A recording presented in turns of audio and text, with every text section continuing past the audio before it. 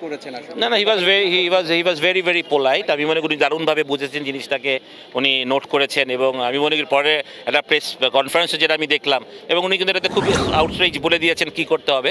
যেহেতু এটা সামনে, যেহেতু এটা আমাদের আর হাতে নাই, বিসিবির হাতে নাই, এটা এখন যেটা হয়েছে এটা হয়তোবা সরকার পর্যায়ে চলে গেছে ওয়ার্ল্ড কাপটা হবে কিনা এটা ইয়ে করতে, কারণ অনেক দেশের হয়তোবা তারা রেস্ট্রিকশন দিয়েছে, ট্রাভেল রেস্ট্রিকশন দিয়েছে, তো সেটা তো আর বিসিবি না। আমরা লজিস্টিক্যালি বলেছি যে যেই সাপোর্টটা মাঠ লজিস্টিক যেটা সেটা বিসিবি করতে পারবে, বাকিটা তো এখন এটা সরকারের উপরে যাবে, তারা এটাকে ডিসিশন নেবেন। এবং উনিও আশ্বস্ত করেছেন, উনি একটা কথা বলেছেন যে প্রধান উপদেষ্টা উনি খুবই স্পোর্টস লাভার মানুষ, তো ওনার সাথে কথা বলে এটাকে তো ওনারা চেষ্টা করবে যে যত তাড়াতাড়ি এটাকে সমাধান করা যায়। না, কোনো যোগাযোগ হয়নি ওনার সাথে এখনও, জানিও না উনি কোথায় আছেন, সুতরাং বলতে পারবো না।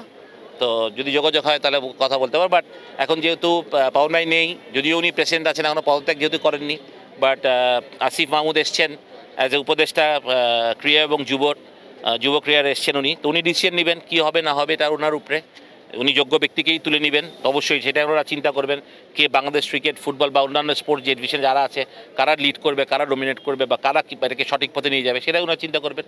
এটা তো আমাদের তো বলার কিছু নাই, আমরা একটা ইলেকটেড বোর্ড, সেই ইলেকটেড বোর্ডে কী হবে এটা সময় বলে দেবে আসলে।